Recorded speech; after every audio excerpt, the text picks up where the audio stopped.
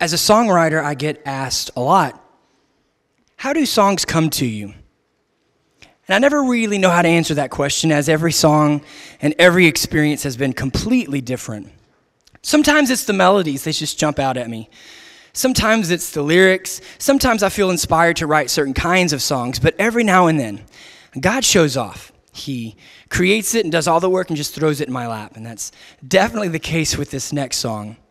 About 2 months ago, I felt inspired to write this song, but it wasn't because I needed to write a song. I had just written 3, and I really needed to take a break. I just was fatigued, but I felt very inspired to write it then. So I came to the church, Karen and the kids were gone, and I spent a full day just working on this piano line, and I spent several hours on it. Then I went to my computer and I recorded it. Without a melody, without words, I recorded it, and then I recorded strings and a saxophone part, and then it came to the part where I needed to title it, and I didn't have a title, and I was thinking, what am I going to call this song? And so I just stared blankly at my computer for a minute, and then I got to thinking about the last song that I had written, and it was a beautiful song that I had written for my mom, and the main part of the chorus says, I miss you most of all when the leaves of autumn fall. And I love the seasonal aspect of that. And I love the word season. And as I'm getting older, I find so much comfort in every season of my life. And so I love the word season. And I thought about, I need to make sure that this has a spiritual truth to it. And so I wrote down season of grace. And the next day was Sunday, and so after the worship service, Alan says, hey, how about our families go out for lunch? And I was like, absolutely. So halfway during the lunch, Alan says, God woke me up in the middle of the night last night with this song, and I'm not exactly sure what to do with it. He said, would you just take a look at it and tell me what you think? And so he hands me his phone, and I can't even get past the title. When I saw the title, I was stunned.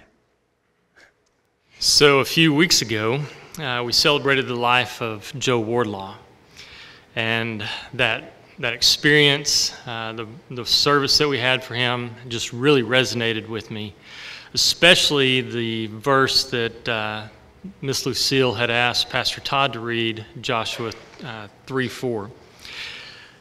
In this passage, the Lord is instructing the Israelites to go someplace that they had never been before, to experience things that they had never experienced before. And so at 3 a.m., I'm awakened with the words to this song that I knew I had to put them down. So I grabbed my phone and I started putting them in my notes, on my notes app. And the next day was Sunday, and like Brandon said, we went out to eat, and I handed in my phone. But the thing that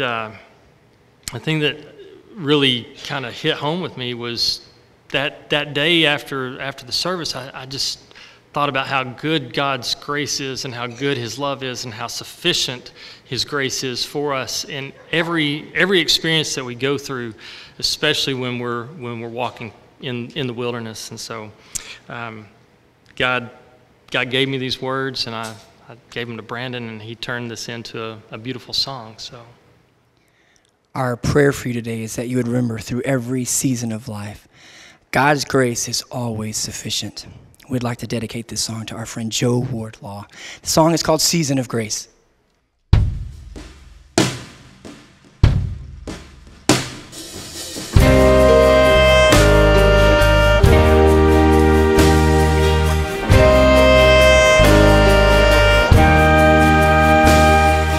Walking this wilderness road, burdened with a heavy load, I'm carrying more than I was made for, as the wintry wind rips through my soul again. But I know all things work together for good in the season of grace.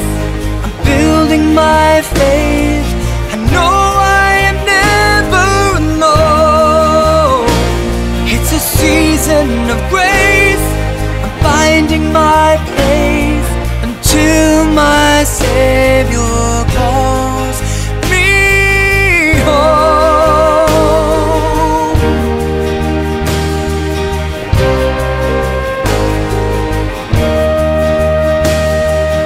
Through the confusion, you're there.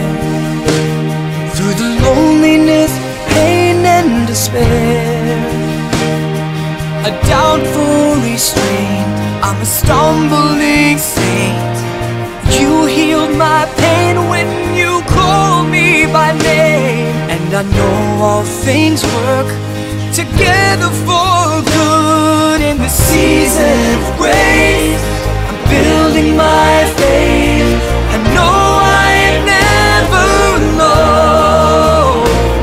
It's a season of grace, I'm finding my place until my Savior calls me home.